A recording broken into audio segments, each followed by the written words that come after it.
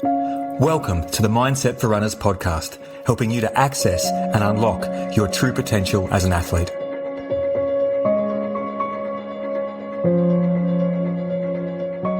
Hey, it's Rob, and welcome to my interview with Kate Pippos. Kate discovered running at the age of 9 and yoga at the age of 17. She speaks to both as anchors and teachers to every aspect of life. The former head of yoga for a global wellness company, Kate helps others discover how to apply the theoretical principles of discipline, devotion, and detachment to physical pursuits. Having trained in Eastern philosophy, psychology, yoga, and multiple styles of meditation for more than 2 decades, her approach is about creating space for presence in the body and the mind. She's the author of the Mama Sutras, a practical, spiritual, psychological, and emotional toolbox for modern mothering. Her podcast, The Morning Adorning, launches in August 2025. I hope you enjoy this interview as much as I did. I've listened to it numerous times. I'm still letting the deep connection of yoga, spirituality, and running land with me. Please enjoy this amazing interview with Kate Pippos. All right, I'm here with the amazing Kate Pippos. Thank you so much for your time today. Thank you, Rob. It's lovely to be here with you. Yeah, this is going to be awesome. I already know that. I've listened to a couple of the episodes you've been on, and I've really connected with your message and your energy and the way you come across in those podcasts. So I'm really grateful that you would appear on the Mindset for Runners podcast.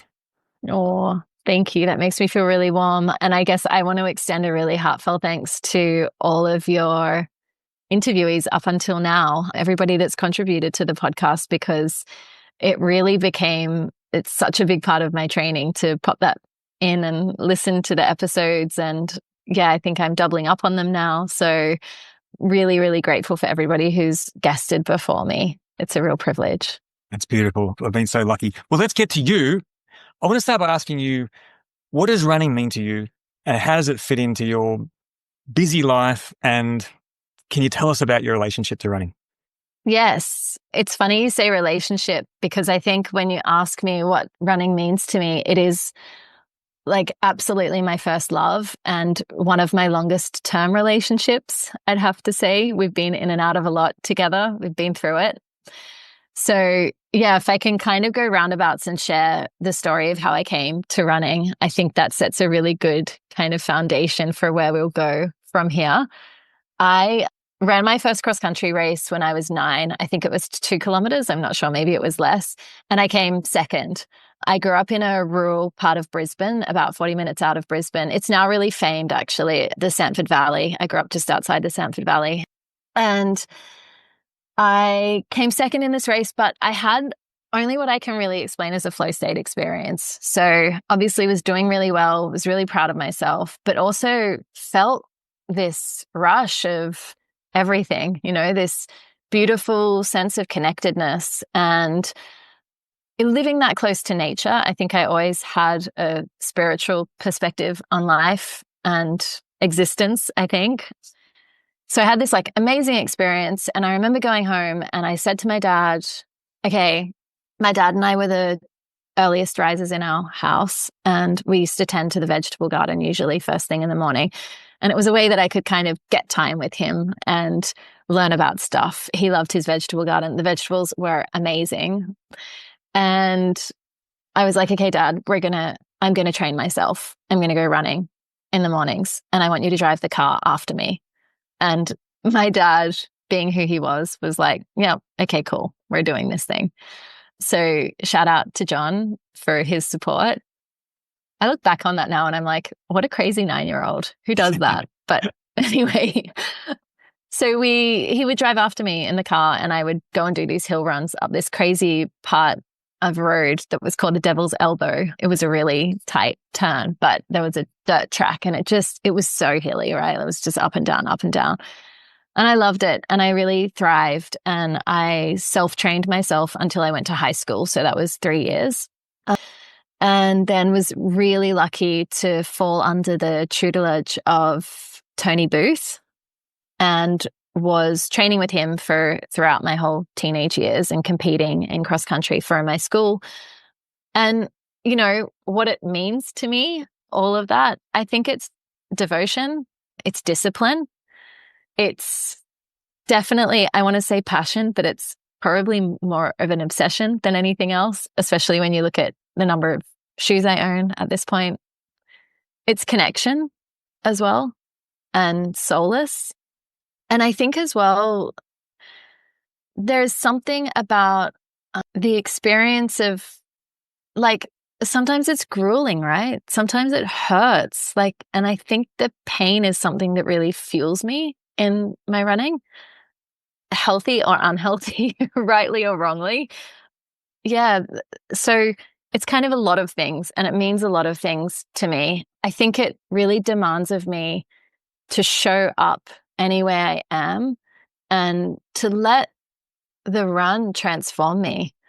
You know, whether it's a long run that pushes me and pushes my endurance and pushes my mental capacity, whether it's a, you know, hills, which is so repetitive and, you know, that short, hard, fast, like you just got to keep at it. No one else is going to push you unless you push yourself.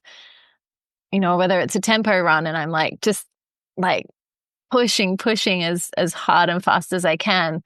I'm always learning something, and I'm always really uncovering something deeper about myself, and like finding the places that I need while I'm running, like whether it's strength or patience or acceptance, right? Like those days where you're running and your body's like spent, so spent.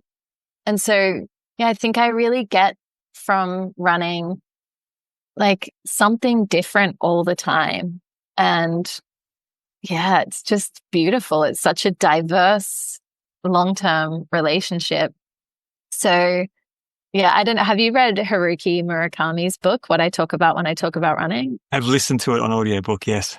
So he's one of my favorite authors. He's, you know, I read a little bit of fiction, but I tend towards nonfiction mostly. And he's just one of my favorite fiction authors ever. I can take months to read one of his books because it is just so detailed, and I never want it to end. You know, it's like when something's so good, you just want to draw it out because it's so beautiful. But some of the things that he says, I love a good quote that I really resonate with in his What I Talk About When I Talk About Running. There's this one quote when he says, when I'm running, I don't have to talk to anybody and I don't have to listen to anybody. This is a part of my day I can't do without. And I think as well, I'm naturally quite introverted and private, but my career and my profession has led me to being in these spaces where I'm quite extroverted and public spaces. And I think for me, the running is something that's mine, and it's only mine. And I'm, for the most part, in control of the outcome. And I do think that most of it is mental. You know, I get that we have physical things that challenge us, but for the most part, I do think that for me anyway, it's really a mental, spiritual thing. And if I'm fighting against something, I'm fighting against something in myself. So the opportunity is to, you know, like move through it. That's beautiful. I've got at least 120 asking what you said. Sorry, I spoke for so long. That was so beautiful. And but the last thing is what you said is where I want to go. I want to just, can we dive into that, where you just were then with that mental side, and how do you have that fight, as you said? Does it happen all the time, or take us to a fight and tell us how that you navigate those two things? So, funnily enough, we used to talk a lot in my former role about intrinsic motivation to exercise. And apparently, it's only about 3% of the population who are intrinsically motivated to exercise. And I used to laugh. Yeah. So I used to laugh because I thought, well, 3% is probably myself and every other PT and yoga instructor and Pilates instructor on the planet, right? Like that's pretty much it. But I've always had this intrinsic motivation. So getting my shoes on and getting out the door isn't an issue for me. It's never been a problem. I never have to talk myself into going for a run ever. Wow. Which I feel really lucky about, right? Because I know that for a lot of people, well, 97% of the population, that is the genuine thing that holds them back. But I think for me, it's the pressure that I put myself under. And I love Billie Jean King. I'm a big tennis fan. I love on Arthur Ashe Stadium, where the US Open is hosted, there's this mantra, and it's pressure is a privilege. And I think about that all the time. But I think it's, for me, the biggest thing is, the pressure I put myself under to do better every time. And I think I'm like that with a lot of things in my life. I think that we should put ourselves under that pressure, actually. I think we should be trying to be better tomorrow than we were today. And I know that with running, you, like I said before, you do need to reach moments of acceptance where, despite the pressure you put on yourself, you also have to soften at times and, I guess, really be with what is. So did that answer any of that? Oh, it did better than that. And so we talk about being better, as in that's your flavor of pressure. When you talk about being better in running, can you kind of define your idea of better and what that means? Look, it's really shallow. Good. It's really shallow. But I think for me, faster and also stronger. So feeling strong in myself and being able to perform based on that strength, which comes about from consistency and devotion and discipline and showing up. Yeah. Beautiful. How do you know that when you are getting stronger? Is it an internal thing for you, or how do you measure it? I think for me, one of the biggest kind of markers is recovery. Right. I always notice when I start out on my training blocks, in the beginning, I'll do a not super long run and I'll come home, and the days after I'll feel that. I will feel that in my body, and I'm like, damn, that was not that far, and my body's just not conditioned for it. So I think conditioning is a big part. Yeah. This is cool. Okay, this is cool. So I want to go back to that internal fight. So you're on a run. Yes. And there's a part of you that's like, oh, this is hard, or I'm done, or whatever. Yep. What's the other part? How do those two, is it a boxing match? Is it a conversation? Is it a courtroom? So it's interesting as well. I have a chronic foot injury. It was an acute injury that I had to have surgery on. I was not walking for almost 2 months. And the surgeon, it happened overseas. And when I came home, I had a surgeon here who was looking after me, obviously. And he was like, "You'll never run again." And I was like, good story.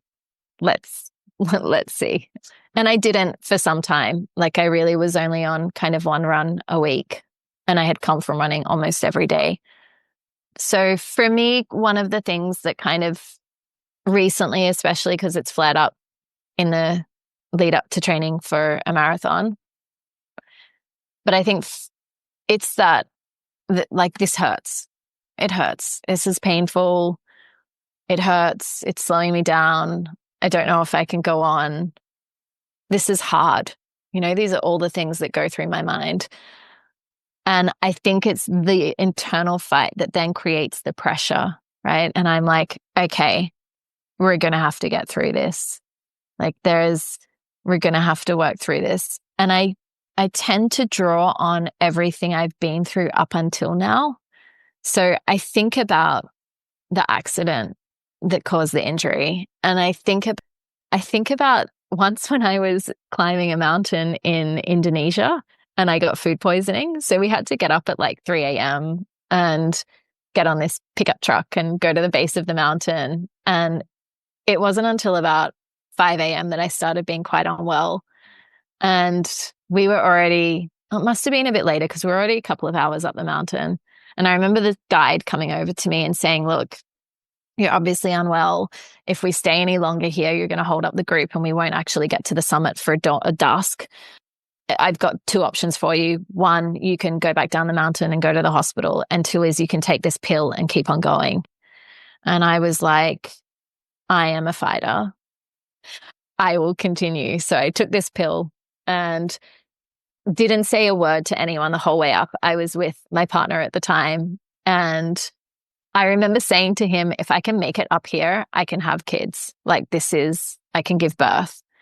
And I did make it. And I had the most amazing cup of tea, can I tell you, looking at looking at this volcano. Wow. Yeah, I think we were on Lombok. Anyway, so yeah, I'm a fighter. And I said at that point, yes, if I can climb this mountain, I can give birth. And then I did give birth twice, both of them natural labors. And I think now when I'm running, think about all the things I've been through, and I stack them up and I'm like, you know what, girl, you can do this. This is nothing. This is just a run. You're fine. And that's more or less how I talk myself off that edge. And then there's other times when I just lean in and I enjoy it. And I'm like, yep, this is really hard. This sucks. But you know what? I'm here. And if I'm here, I have to keep going. What are you going to do? You're going to walk home? I hate walking. I'm not walking. I'm not doing something that would take 3 times longer. No way. So I think, again, that process of transformation can change depending on where I'm at as well. Sometimes it is resilience and drawing on the things I've been through that have felt hard. And sometimes it is just, I'm not buying into this, this is nothing. This is, let's go. Let's keep going. This is amazing, getting to know your relationship with running. I want to take you back to something you said earlier, which is about running on your own, not having to listen to anybody, not having to talk to anybody, which resonated with you. But you deeply connect with yourself on these runs. And yeah, you're open to the messages that are coming through. How can you teach us how to stay open to maybe a lesson that's coming through to you? Oh, that's a good question. That's a really good question. I think a lot of this probably also comes from my formative training in yoga and also Buddhism and meditation. If running was my first love, yoga was definitely my second love. And I found yoga. My mum was hassling me for ages. I had stopped running, actually, is what happened. So high school finished, I stopped training. And I didn't have that anchor anymore. And I got quite depressed, actually, and didn't really know how to manage my mental health and did other stuff, including taking up smoking as a habit. And I remember my mum kept hassling me, you should come to yoga. You should come to yoga. It's this beautiful thing. Come to yoga. We were sitting outside a suburban, this was 1999, right? So a long time ago, a long time before yoga was cool as well, a long time before any of the activewear brands were a thing. And I was like, I'll just go. I'll go to shut her up. My mum's this amazing Greek Aries powerhouse, never stops. And I was like, she won't stop until I go. I'll just go, So I'm outside this scout hall. There's karate downstairs. I'm finishing off my cigarette. And I go in and the teacher, I can see immediately that she just has this sense of connectedness and it emanates from her. There's, it's like this beautiful, untouchable shield, and I felt so conflicted in myself at that time that was so impressive for me. I was like, okay, if this is what I need to do that, I'm doing it. And then had quite a profound experience during Shavasana, which is essentially the death, right? Shavasana is corpse pose. And the intention of Shavasana is that you let all the transformation of the practice, which has occurred in your energy body, essentially, you're letting go. You're letting go of what needs to be let go of. And I think for me, that mini ego death happens when I run as well. It is because of the training. I try as much as possible to clear my mind. So instead of thinking about everything that's going on and compounding all the thoughts, I just let go into what is. And I let this kind of sense of freedom, right? Like no one can touch me when I'm in that space. There's not even someone honking their horn if I'm running across the road, like it doesn't matter to me. I'm running. Nothing else matters in that moment. It doesn't matter what's going on outside in my work life, in my home life, with my relationships or like my love life or family, whatever it might be. It's like in this moment, this is my time. This is my space. And if I let my mind bounce into that and I'm just overthinking, I'm not going to get that. I'm not going to get the best out of it that I can. So, and there's a few different ways that we do it, right? Obviously, it's a conscious thing that I just carry. Like, this is my time. As Haruki Murakami would say, my own cozy homemade void, my own nostalgic silence. That's what he calls it, which I think is like chef's kiss to Haruki Murakami. It's absolutely so poetic. But yeah, definitely clearing the mind. I often have a focus on my breath, which admittedly I'm still working on. I'm still really, really working on cultivating better, stronger breath when I run. And it's not always easy, especially when my heart rate is up. I'm like, what control of the breath, And I also think, like we do in some yoga styles, but not all, really inviting my body to soften as much as possible. So like noticing if I'm clenching my jaw or if I've got my shoulders up around my ears or, if I'm holding my arms in a certain position. And a lot of it for me does tend to be upper body. We say that the neck is like the bridge between the body or the heart and the mind. So I think a lot of it for me is about the upper body and being able to soften and release the upper body and try to breathe deeper. It's essentially, embodying some of the basic principles of yoga into running, essentially. Yeah, and you've articulated it so beautifully. I want to go back to the first stage where you are letting go and emptying the mind because it's your time and it's your space. Is there a process that you use, do you visualize something, or is it, as you said, is it that this is my time, to kind of start that process to remind you so that the uninitiated like me can learn from this? Oh, that's tricky. And also because I feel like I'm going to sound really, I'm not sure what the word is that I'm looking for, not pretentious, but something like that. If I say that I think I've been practicing for so long that it's almost automatic, like this spiritual aspect. I think also I deeply believe that when we let go, or I really like let be, because let go infers that we still have control over something. If we're letting it go, it's like, oh, I still have control over these things. Where if we're letting it be, I feel there's more capacity for dissolution and less ownership in that. But I think it is a spiritual thing. One of the principles, or we call them yamas and niyamas, they're like the do's and don'ts of theoretical yoga. But one of them is Ishvara Pranidhana, and it loosely translates as surrender to God. And it's so often that I don't want to hold on to this stuff. I don't want to be thinking about something that happened at work on my run. I don't want to be interfered in a mental or spiritual or energetic capacity. So I think it's not, I don't even know if it's conscious anymore, in all honesty. It's just this is the bubble. This is the running bubble. This is my therapy. It's my medicine.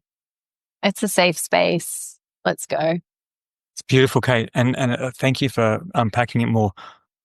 I've heard you talk about boundaries on another podcast, and I really enjoyed the way that you described boundaries, and what you've just alluded to then is similar, that this is your time, and there's a boundary there that's like, work thoughts, you're not going to take this run off me. Life all this stuff. This is my space. Could you relate the boundary work that you're able to help? Obviously, you've helped other people with it, but can you teach that? How, I hope I'm articulating this well, how the boundary we can use in our life to hold ourselves is also the same one that you take running, if it is the same or similar?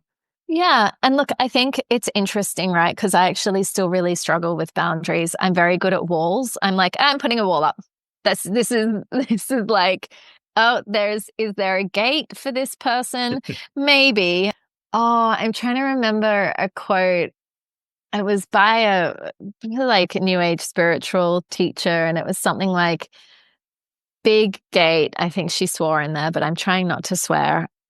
Big gate, big white picket fence, and something about it, like a big fence, big gate, And I think it's about the boundary is really, I've come to learn, the gate, and what I let in and what I let out is what's important.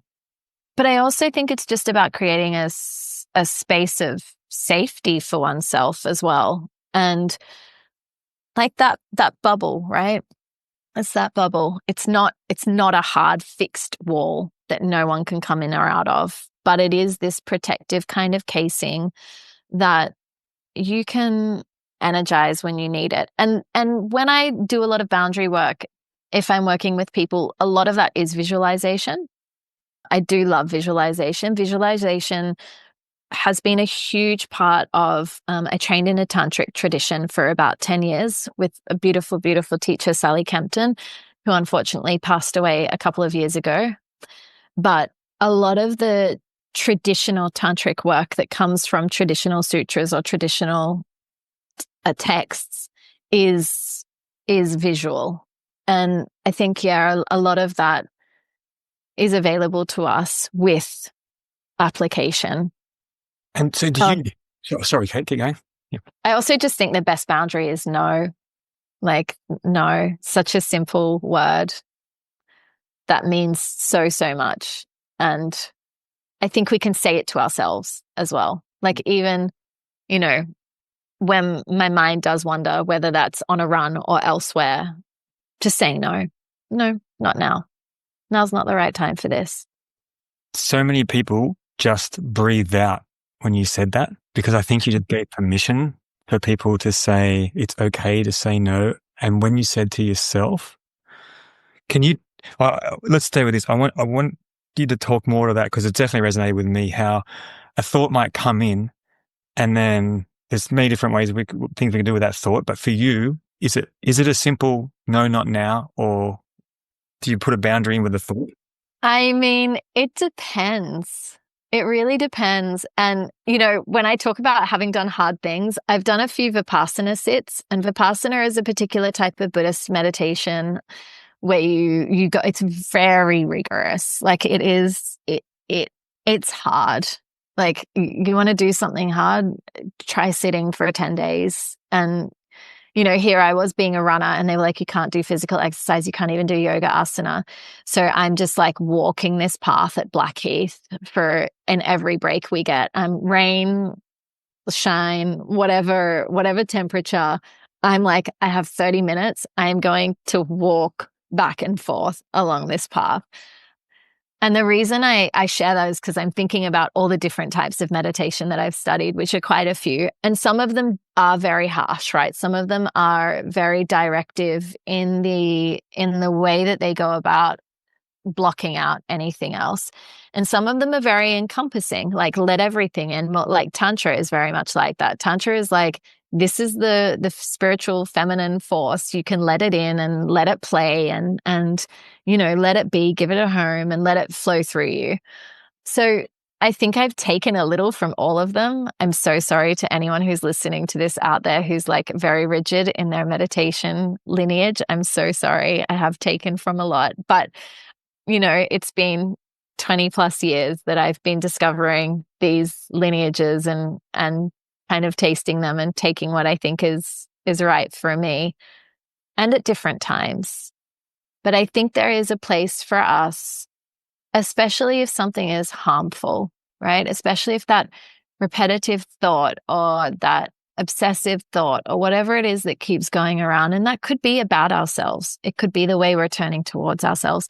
It could be a relationship that we're in, or I guess any form of toxicity, right?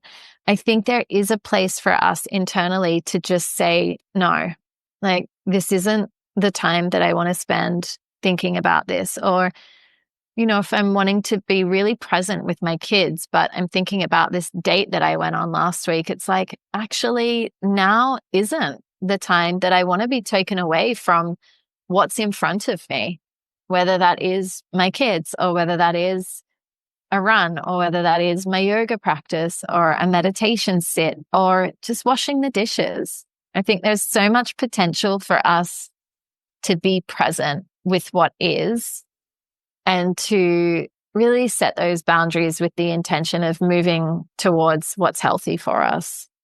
So I don't think there's a hard, fast, this is right, this is wrong.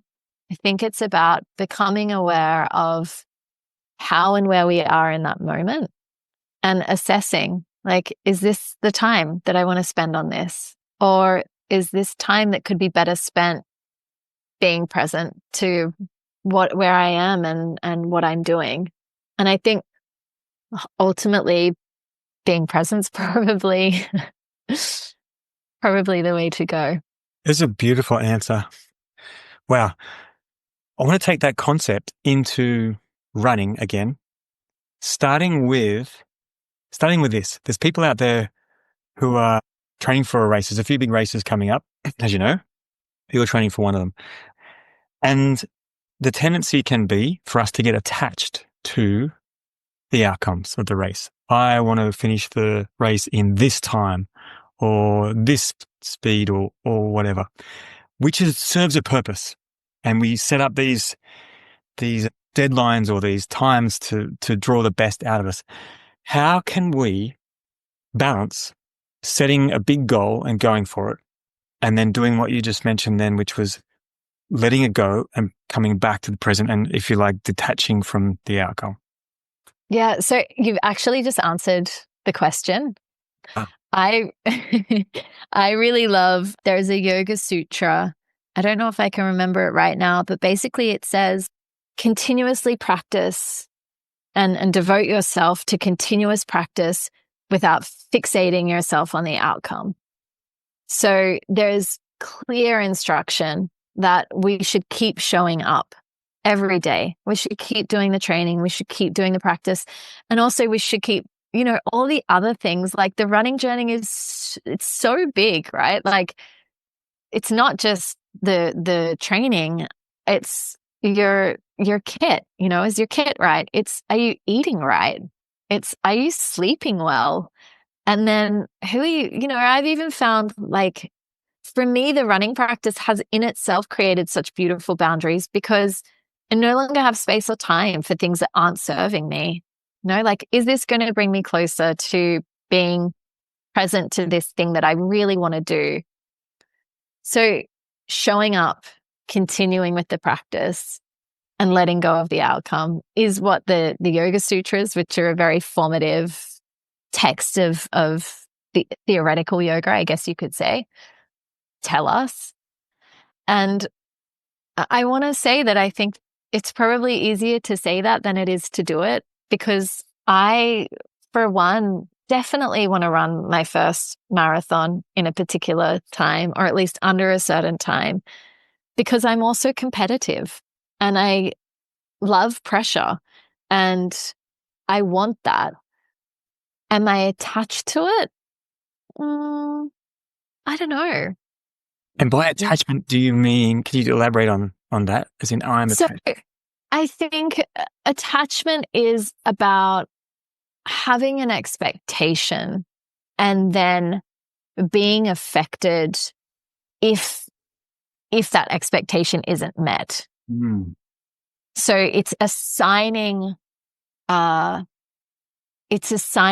thought pattern to a particular thing that we do, right? Or a particular way that we want something or someone to be. And by virtue of being human, we attach. And there's fantastic, it's great that we do attach, right? Because we're social creatures and we're meant to, and this is the fabric of life. And also from a spiritual perspective, again, that like, let it be, give it space, hand it over to God.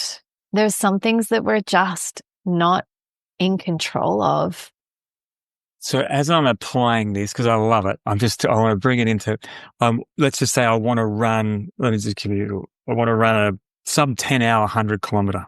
And I set a 9:58 goal, and I focus on it. And it brings me to train better and to put all my processes in place. But inside, I'm like, I still want this 9:58. And so the attachment is in the wanting. And is it in, if I get 9:58, then I'll be good enough, or then I'll be successful, and then that's the first little question. The second is, I really want to get this, Kate. I've set my 9:58.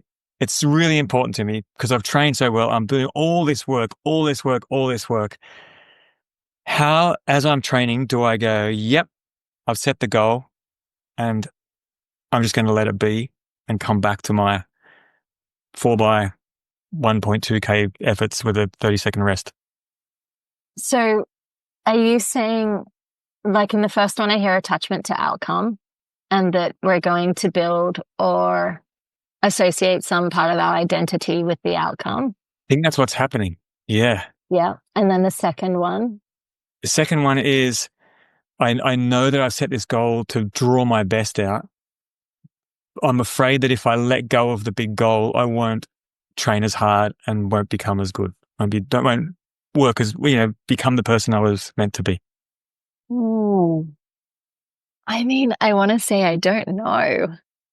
And I understand that outcomes drive a lot of us. And again, it's normal and it's natural. I think when we attach, it's what we attach to the meaning of the outcome. Yeah. That impacts us either negatively or positively. Yes. And then create a larger gap or a bigger bridge between what we consider to be success and what we don't. I've had to work on this for years.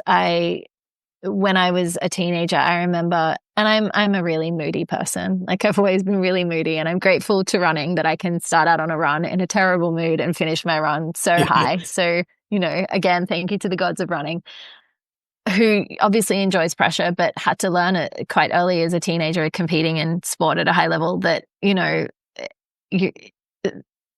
have to make peace with the outcome at some point. Otherwise, it's just going to, or use it for fuel.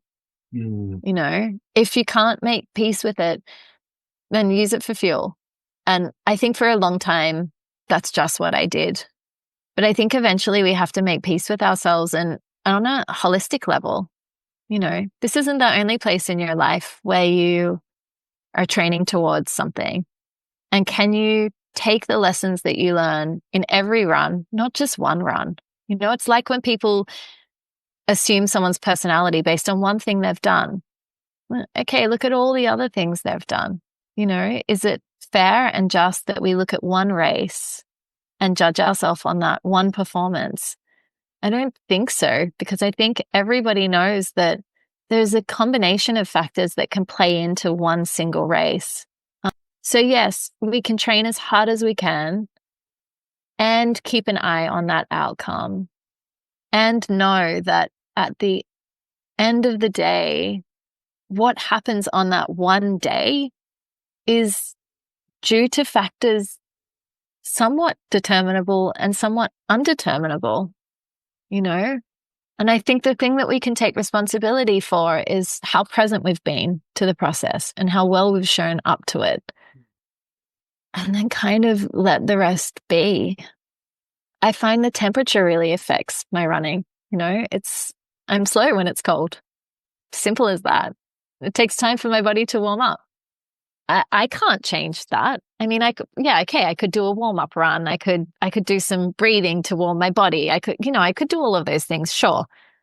But fundamentally, I think, yeah, I hope that answered your It's a question. beautiful answer. Your original, I don't know, turned into one of the most thoughtful answers that's just tremendously helpful. I try to know. I try. I try to at least figure it out. Let's say that. And I think there's still a lot of things I'm figuring out. And again, running is grateful for running for that. I think as well, reconciling your why, like reconciling why it is that you're doing what you're doing. But yeah, for me, the training and the journey of it all is so all a part of it. It's all a part of it. It's not just this. Yeah, the run, the race is amazing, right? We get to compete against each other. It's fun, where it's like, being at church or something. I don't know, but you're with your people and we're all hitting this pavement and it's fun. But it's only one run. It's just one run. So helpful. So good, Kate. I want to ask more about your why. You've given us so much about what running gives you and how well-rounded it is in your life, but is there more specifics about why you run? I think, I think sharing how I came back to running last year would maybe be helpful at this point. Last year was a real train wreck for me. There were a lot of changes and a lot of endings, actually. A lot of things that I had been really attached to, actually, came to an end, either of my own volition or things outside of me. And it was a hard time mentally. And in amongst that all, there was some light. I met someone who was a runner and became a lover.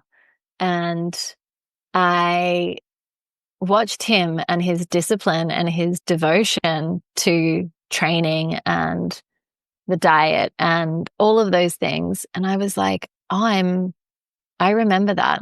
I remember that anchor. I remember what that felt like. And so I was like, okay, I'm going to run a half marathon. There was that's right. The Sydney Marathon was on. And I was like, I'm just going to run the half without any training. I'm going to see how I go. I'll just, I've never run a half before. We'll just see what happens. And they scratched the half, right, last year so that they could make the marathon one of the big 7. It is 7, right? Yeah. Yeah. And anyway, I was like, okay, well, what's the next half marathon that I can run in? And there was one in Melbourne, and I adore Melbourne. But the registrations had completely closed. They were completely full. Couldn't get in. And I was like furiously trying to find a ticket for this Melbourne half. It was 5 weeks away at this point, right? And turns out the only way you could get in was to fundraise. And I was like, yeah, cool, I can do that. And Beyond Blue was one of the groups that you could fundraise for. And I was like, you know what? I was so stuck in my own head for all these challenges I was going through. And I was like, you know what? If I can help someone else, this is an even better reason to run. And so that's what I did. And everybody got behind me. And, my friends and family, bless them. Thank you. All of you. It was amazing. And we had to raise, I think, over $1,000 to qualify to run. And that was done within, I think we raised like almost 1,000 in a day, which was really cool. And again, thank you to everybody else, because it actually wasn't me at all. But that's what kind of drew me back into running, was having that anchor and the discipline again, and also the mental side of it. Like, it's very easy to give in to yourself, I think. And being able to know that I was doing it for someone else and for a bigger reason, like, it was unquestionable. Wow. What a great word. Yeah. Can you finish that story for us with how the yeah. So I ran the half marathon. I wanted to do it in sub 2. I'm not like ridiculously fast or anything like that. I did it in sub 2. I did it in, I think it was 150. So I was really proud of myself for that for a first half, and did it in negative splits, which I was also really proud about. Tony Booth would be so proud of me because we always trained to negative splits. So lucky me, that's naturally how it happened. But I also had this really, again, like flow state moment where I had listened to all of your podcasts. So I'd been doing all this extra stuff and, all the intention setting and softening my body and I had a mantra that I used. But I had this moment where I could, and I don't know, this might sound a bit cringe, I'm not sure, but I've just felt love. I felt love come through me, and I felt the love of all of the people that know me, that love me. And I felt the love of the people that I don't yet know that might love me, and the love that I have for them, and the reciprocity in that. And it just felt so free and open. And I was like, oh yeah, this is why. Like, this is why I run to feel this, this is. And at that stage, I didn't even know what time I was going to come in at. I think this happened at I think we were somewhere near Albert Park, or maybe towards the end of coming out of Albert Park, which I think is, I don't know, like maybe 15 kilometers or something. But I just completely, it was like something else came through me, and I just let that come through me, and I just kept running. So yeah, I don't know. Does everybody else out there have these things when they run? Like, Pretty much I'd everyone love to know. they want to have what you just described. That's a really beautiful story.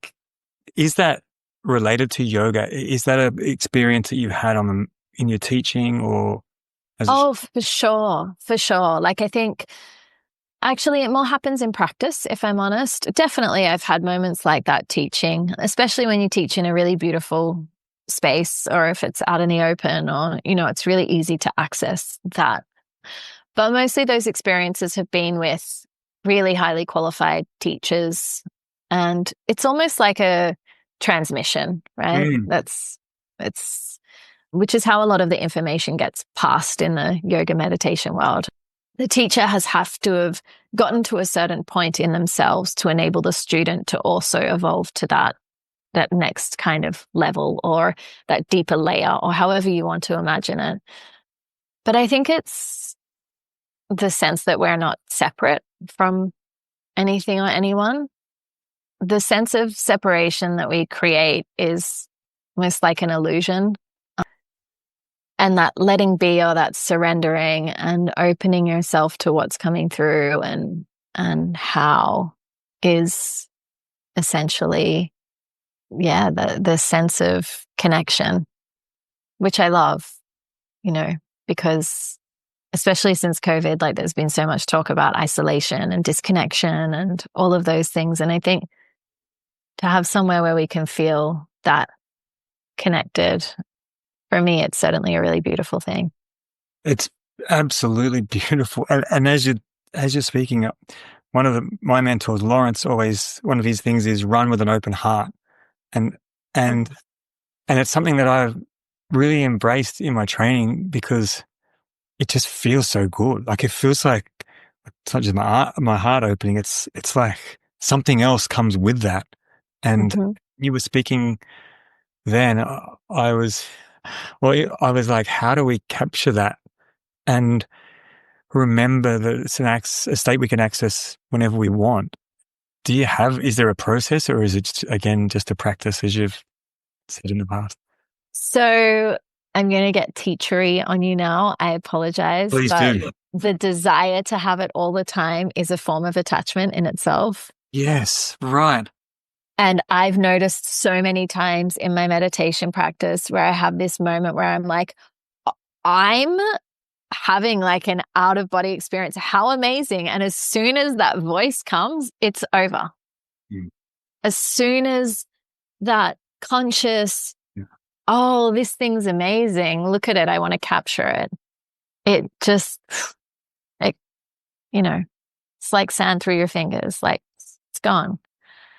So I feel that to enable the experience again, it is the non-grasping, it is the non-attachment.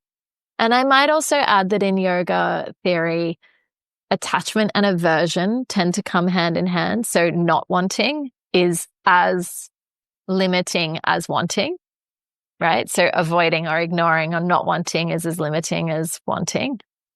Just to add an extra twist. That's fascinating in this context.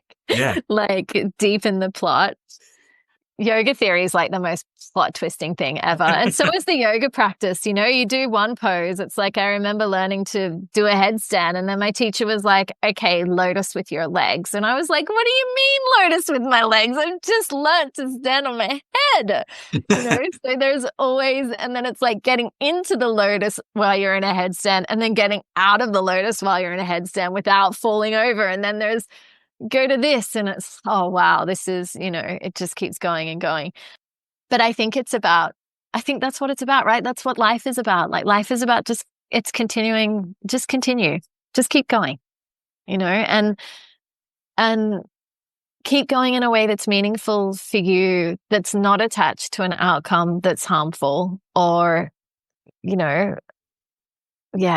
It's, as you were just talking about that non-wanting and wanting, I was thinking about when you're running and the pain comes, as you described before, and what you told us before was you're able to kind of go into the pain and be curious about the pain, because not wanting it would be that aversion that you spoke to, right?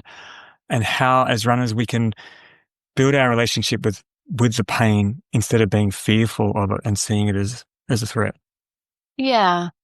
Look, I'm not going to lie. It's not easy, because the pain is a factor that I could use as an excuse, right? And I could use as oh, my foot's really sore today, I'm not going to go out, or my foot's really sore, I'm going to slow down, or I'm going to back off, or which, there's space for as well. I think it has been really hard for me mentally to adapt to the injury. I'm not going to lie. But what's come out of it is a lot more knowledge about my body and a lot more understanding about how to manage and maintain myself. I have this whole rhythm that I do in the evening, which is just about my foot. It's releasing with a ball and toe spaces and all these sorts of things. It's self-massage, it's exercises, it's, and it's also, I know I've gone off piste here, I'm sorry, but it's also having had to build a team around me. That's the other thing. So I had really bad shin splints when I was training as a teen. And I was thinking about this the other day in lieu of this conversation. But my mom had me a physio and a massage therapist, and she's just incredible like that.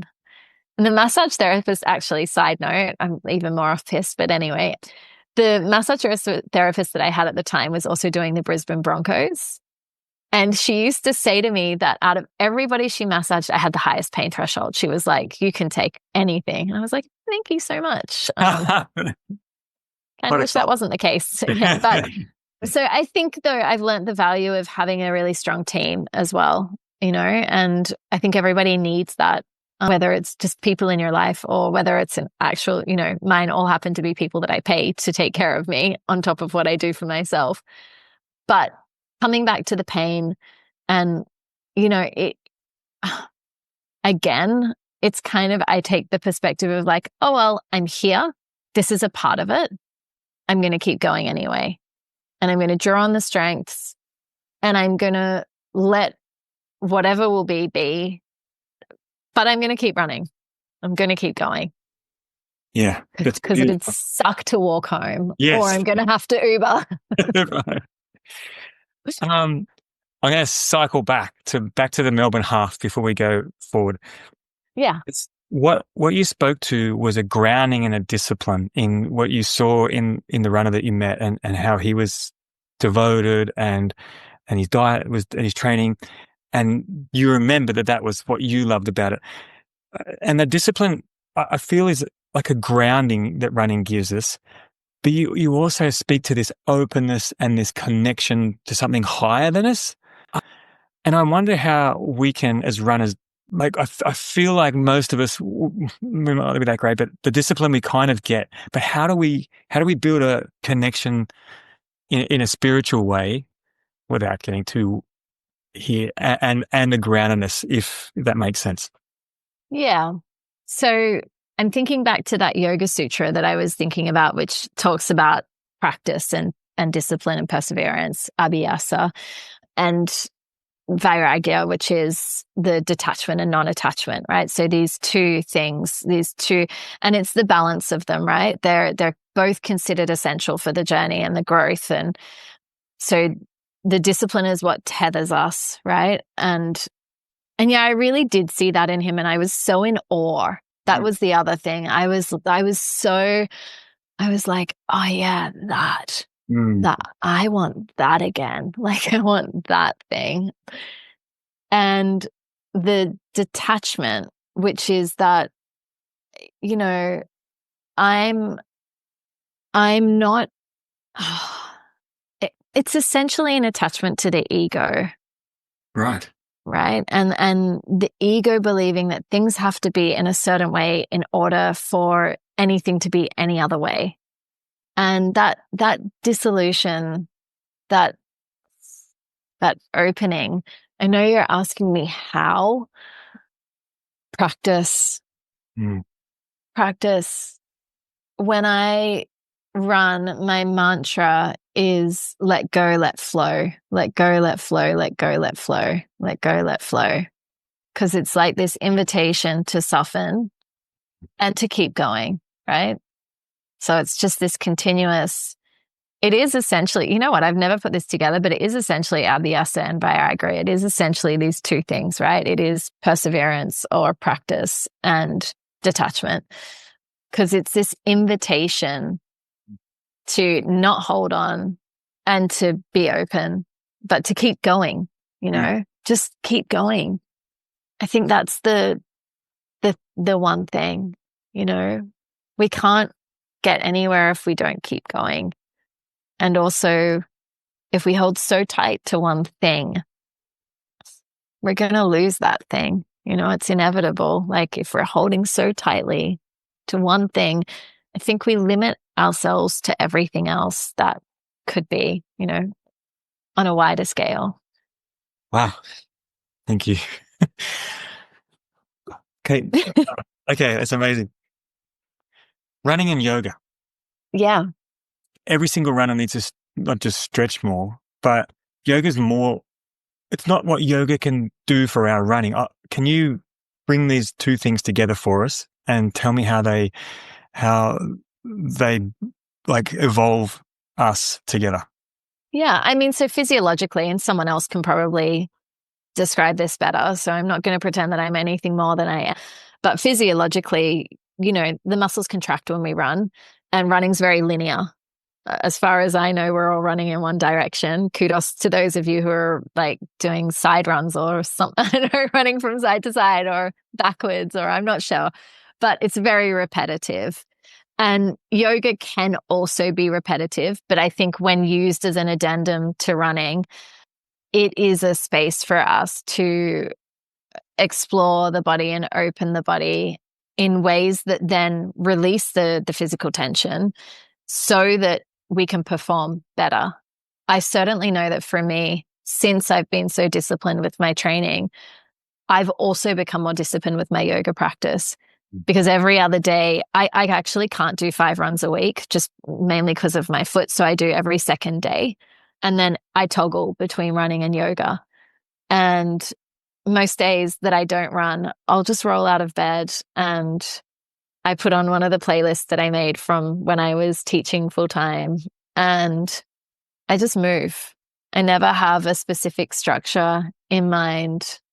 I just move and I listen to my body, and it's like, where am I stuck today? Where am I stuck? Where do I want to open? And I feel really blessed to have had the training that I've had so that I'm at that place where I don't need instruction and it all does come very much from within. And I just yeah, I follow my body, which is beautiful. And I think we all have potential for that. I'm probably sending lots of yoga teachers out of business when I say this, but yoga essentially is a practice that's designed for self. And there's some instruction that's required, obviously, for some time before you can kind of get to that level, I guess. But I feel very lucky that insofar as the two of them go, there is this creation of tension and pressure, and then the release of tension and pressure. So they're really a beautiful pair, I think. Yeah. And I mean, I would say that, right? Because I love them both. They're my loves. And yeah, but also if you look at it, from a Chinese medicine perspective, running is inherently yang. There is the active, kind of forceful, masculine dominated movement aspect of running versus the potential for yoga to be very much yin and to rest, to recover, to reset, to balance out the sympathetic nervous system. Because I think as well, that's something we haven't talked about at all, but the nervous system is such a huge player in all of this. And I definitely notice, the effect that running can have on my nervous system, and just being able to balance the sympathetic and the parasympathetic, or at least activate the parasympathetic, which we can do through simple deep breathing, but which so often I think works to our benefit in conjunction with asana or physical poses. And then if you look energetically at it, you're just freeing up the body. You're freeing up your physical body, your energy body, your mental body. There's a lot of bodies in yoga. You have brought it together so well in this conversation about those two energies, as you say. And I think you've really embodied so much for us. I'm going to have to listen to this at least 3 or 4 times because you've shared so much, honestly, so much wisdom. Thank you. You're welcome. I hope that for anyone listening that it, leaves them with something, an impression of some kind that is meaningful and useful for whatever practice they engage in. I have no doubt, Kate, at all. It certainly has made a huge impression on me. Thank you so much. So for people who want to connect with you, how do they do that?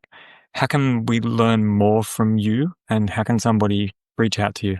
That's a great question. I'm very not visible on social media, mainly out of choice. I find that my mind functions better. My psychology works better when I have less time in those spaces. I did recently open up a Strava account. I'm actually opening it up so I can see what my name is on. I am Kate George, and in Sydney, Australia. You're always welcome to connect with me there. And of course, I would love to offer your listeners, the opportunity to work with me in a running yoga context. If there's any of you out there who would love to touch base about yoga, I do work privately with people, so more than happy to extend a special offer for listeners as well. But yeah, it would be my absolute delight. Also, if anyone out there just wants to talk about running, like I could talk about running all day. Whenever someone engages me in a conversation about running, I'm like, hey, respectfully, how much time do you want to spend in this conversation? Because I could go all day. My stamina is real. So yes, please feel free to reach out. Amazing. We'll put your details in the show notes for how people can contact you. Is that okay? I would love that. Before we go, I have to ask about your upcoming marathon. We haven't even touched on that. Yeah. I mean, look, how deep do you want to go? Because I was training for, I think, 6 weeks, and I'd been doing 5 runs a week. And then all of a sudden I was like, I'm so tired. I don't think I can do this. And I had a full plateau. I was like, I don't know, like I can't keep going like this. But of course, the instant thing was, can I do this? Wow. Can I do this? Yeah. It was like this. Can I even do this? And why did I think that I needed to run 42 kilometers to prove anything to myself? Like in what world would I need to do that? Like it's such a long distance. That was kind of, I got to this point where I was just like, oh my word, like what, why am I doing this again? So I had a moment. I definitely had a moment. And I also had this moment where I was like, I'm so sick of running slow. I'm sick of running slow. I just want to run fast again. So I went off piste. I do what I do. I went and I was like, okay, girl, you want to run fast? Here's your week's training. And I just made myself a new training program for that week. And I set some really clear time-related goals. And I was like, you get a week to run fast, and then you're going back to your normal training plan. But I think it was also the eating's really hard. You know, in yoga, we eat less rather than more. I think the Ayurveda, which is the sister science of yoga, the Ayurvedic rule is 2 thumbs or like 2 fists worth is what you should eat. I'm like, kind of have to eat 20 times a day, 2 fists worth of food, the amount of running that I'm doing. So for me, adjusting to all of that has been quite different this time around, rather than like the 5-week crazy block that I did, where I ended up with runner's knee anyway last year. So I ended up running the half with runner's knee, but I'm uninjured, touch wood, at this stage. And the training is back on, it's back on in the normal routine. But I think, you know, I'm nervous actually. And I'm nervous. And I also, all of the things I've said, I just trust. You know, the experience will be whatever it's meant to be. I don't know. I don't know. And I can't know. And I would exhaust my brain trying to know. So I'm just going to keep doing what I'm doing and try and enjoy as much of it as I can, and embrace what I don't enjoy, knowing that that is also part of it, and see what happens on the 6th, the 7th of July? I think it's the 6th of July. Yeah, that's all. I'm also running a half in 2 weeks at the Great Ocean Road, which I'm super excited for. Beautiful. Wow. So that should be pretty. I'm just looking forward. I'm like, you know what? It's not going to be a PB. It's super hilly. I'm just going to go. I'm taking my new sneakers for a run, and it's a Sunday. It's going to be beautiful. Beautiful way to spend a Sunday morning. What are you running in? Can we ask you what shoes you're wearing at the moment? Oh, so like I said, I toggle between a few pairs, and mostly that's because of my foot and the ongoing changes. That I'm just trying to find a pair that, you know, are the pair. But my latest love affair is with a pair of Asics Gel Nimbus 7s. And I took them out for the first time. I think I did 11 Ks on the weekend. It was an hour or whatever. And they were quality. And my foot felt good after them, which is a big thing. So I'm thinking about running in them, but also the gentleman at the store did show me another pair that looked really good, which were a New Balance pair. And he said they would be great race day shoes. And I was like, Kate, do not buy 2 sneakers at once. You're coming back. Just ethically don't buy 2 pairs of shoes at once. Have some discipline. 'Cause yeah, I love them. I love them. So yeah, that's what's happening. I'm really excited. Sorry, just to tack this on the end, have booked myself a little cabin in the Blue Mountains hinterland for 3 days following the Gold Coast Marathon. And I am planning on spending that time to record a podcast. Yes. So please keep your ears open for the morning adorning. I don't know how or when or what that's going to come to life, but it is my next baby.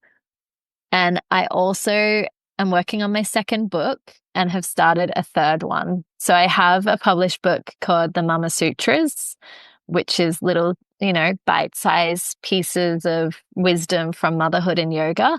And then the 2nd book I'm writing is about this, basically the same, but going through breakups or separations. And then the 3rd one is going to be all about running.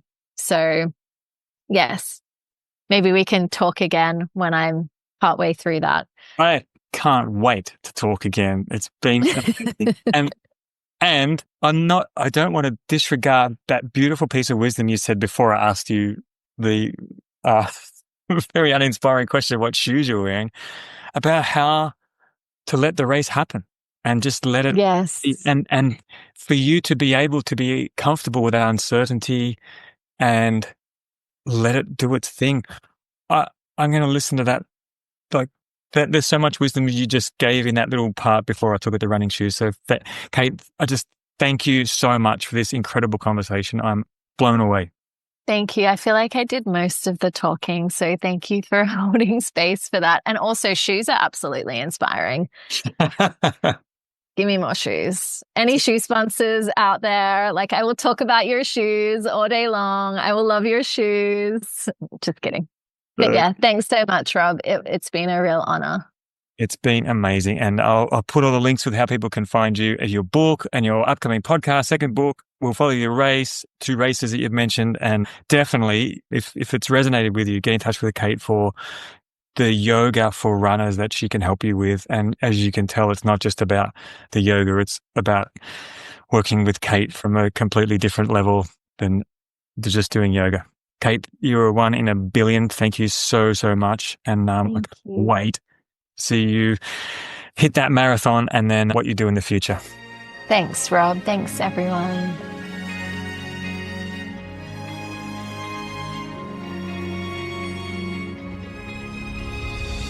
Thanks for listening to the Mindset for Runners podcast. I hope you got something practical and useful out of this podcast, or something inspiring to help you get out for your next run. If you have a question about Mindset for Runners or athletes in general, please email me at robmason.run@gmail.com and I'll answer your question on an upcoming podcast. And if there's anybody you know who could benefit from the information I share in this podcast, please share it with them. See you next time.